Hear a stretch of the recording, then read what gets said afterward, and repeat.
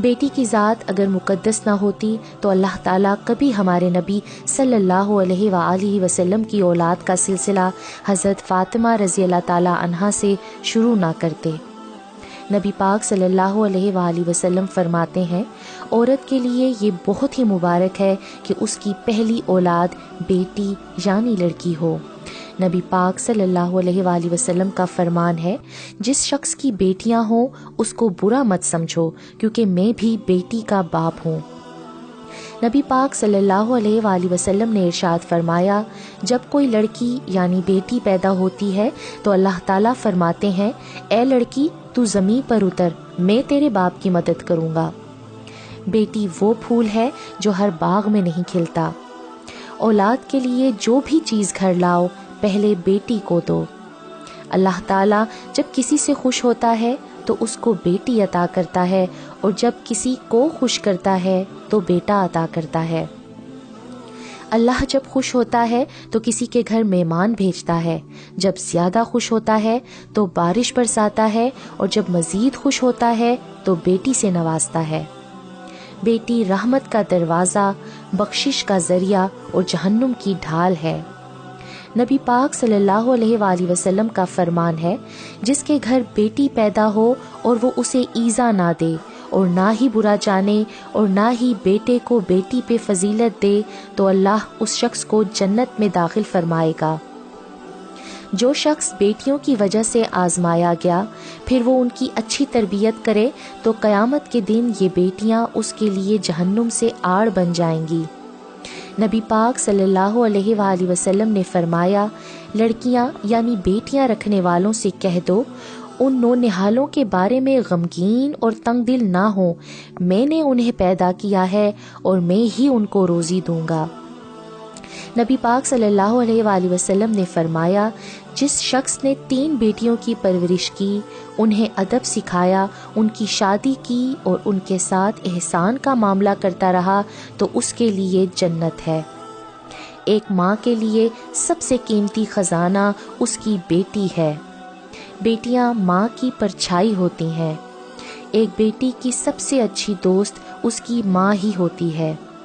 زمانے بھر کی ساری نعمتیں موجود ہوں لیکن اگر بیٹی نہ ہو تو گھر اچھا نہیں لگتا۔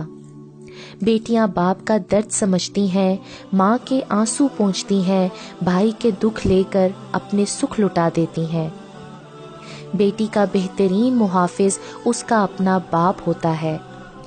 بیٹیاں اپنے باپ کا غرور ہوتی ہیں۔ باپ اور بیٹی کی ایک عادت مشترکہ ہوتی ہے، دونوں کو اپنی گڑیا سے بہت پیار ہوتا ہے۔ ہر کامیاب لڑکی کے پیچھے اس کے باپ کا ہاتھ ہوتا ہے جس نے اس پہ اعتماد کیا ہوتا ہے۔ بیٹیاں بڑی ہو جائیں تو شک کی دیوار اونچی کرنے کی بجائے محبت کی رسی کو دراز کر لینا بہتر ہوتا ہے، کیونکہ محبت کی لگام تربیت پر آنچ نہیں آنے دیتی۔ سورج سانولی ہو یا پھر چاند سی، بیٹیاں ہمیشہ اپنے ماں باپ کے لیے شہزادیاں اور پریاں ہی ہوتی ہیں۔ باپ ایک ایسا شجر ہے جس کے سائے میں بیٹیاں راج کرتی ہیں۔ آپ اپنی بیٹی کو بیٹا کہہ کر بھی پکار سکتے ہیں، مگر اپنے بیٹے کو کبھی بیٹی کہہ کر نہیں پکار سکتے۔ بیٹیاں سب سے زیادہ اپنے باپ سے اس لیے پیار کرتی ہیں کیونکہ باپ ہی اس دنیا میں وہ واحد شخص ہے جو اپنی بیٹی کو کبھی دکھ نہیں دے گا۔ اگر ماں باپ کو اللہ تقدیر لکھنے کا موقع دیتا تو وہ اپنی بیٹی کی تقدیر میں دنیا جہاں کی خوشیاں لکھ دیتے۔ اللہ سے بیٹیاں بہت کم لوگ مانگتے ہیں، اور جو مانگتے ہیں وہ پہلے بیٹی کا اچھا نصیب مانگتے ہیں، کیونکہ ڈر بیٹی سے نہیں اس کے نصیب سے لگتا ہے۔ بیٹیاں تو پریوں کے جیسی ہوتی ہیں، اللہ کی رحمت بن کر ماں باپ کے آنگن میں اترتی ہیں، اپنی باتوں سے، اپنی چہکار سے آنگن کو مہکاتی اور رونق بخشتی ہیں، اور پھر ایک دن پریوں کی طرح چلی جاتی ہیں کسی اور کے آنگن کو رونق بخشنے کے لیے۔ پریاں بھلا ہمیشہ کب ساتھ رہتی ہیں؟ یہ پریاں تو بس کچھ دیر کے لیے بسیرا کرتی ہیں، لیکن اپنی خوشبو اور یادیں ہمیشہ کے لیے چھوڑ جاتی ہیں۔ بیٹیوں کا دکھ سمجھنا بہت مشکل ہوتا ہے، ان کے لیے تو اس گھر میں ہی جگہ نہیں رہتی جہاں وہ پیدا ہوتی ہیں۔ بیٹیاں جب بڑی ہو جاتی ہیں تو پھر اپنے دکھ نہیں بتایا کرتی۔ جو بیٹیاں سر جھکا کر چلتی ہیں ان کے ماں باپ کا سر کبھی نہیں جھکتا۔ بیٹیاں اپنی خواہشیں دل میں چھپا کر سر کو جھکا کر اپنے والدین کے ہر حکم کو آنکھوں پہ سجا لیتی ہیں۔ جس کی بیٹی کی شادی کسی اچھے آدمی سے ہو جاتی ہے تو ان کو بیٹا مل جاتا ہے، ورنہ وہ اپنی بیٹی کو بھی کھو دیتے ہیں۔ بیٹی جب سسرال جاتی ہے تو پھر بہت کچھ اپنے ماں باپ سے چھپاتی ہے۔ ہر لڑکی کو اپنے سسرال میں اتنی محبت ملے جتنی محبت سے لڑکی کے گھر والے اسے رخصت کرتے ہیں۔ بیٹی سب کچھ چھوڑ کر اپنے سسرال جاتی ہے، پھر جب گھر کی یاد آتی ہے تو چپکے سے روتی ہے، کسی سے کچھ نہیں کہتی۔ ہر ماں باپ کی خواہش ہوتی ہے کہ ان کی بیٹی کو ایسے سسرال والے ملیں جو اسے اپنی بیٹیوں جیسا ہی لاڈ اور پیار دیں۔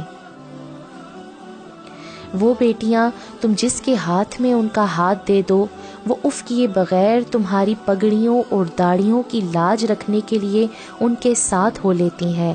سسرال میں جب میکے کی یاد آتی ہے تو چھپ چھپ کر رو لیتی ہیں، کبھی دھوئیں کے بہانے آنسو بہا کر جی ہلکا کر لیا۔ آٹا گوندتے ہوئے آنسو بہتے ہیں، وہ آٹے میں جذب ہو جاتے ہیں۔ کوئی نہیں جانتا کہ ان روٹیوں میں اس بیٹی کے آنسو بھی شامل ہیں۔ غیرت مند، ان کی قدر کرو، یہ آپ کینے بڑے نازک ہیں۔ چڑیاں ہوتی ہیں بیٹیاں مگر پنکھ نہیں ہوتے بیٹیوں کے۔ میکے بھی ہوتے ہیں، سسرال بھی ہوتے ہیں، مگر گھر نہیں ہوتے بیٹیوں کے۔ میکا کہتا ہے بیٹیاں پرائی ہیں، سسرال کہتا ہے پرائے گھر سے آئی ہیں۔ اے خدا، اب تو ہی بتا یہ بیٹیاں کس گھر کے لیے بنائی ہیں۔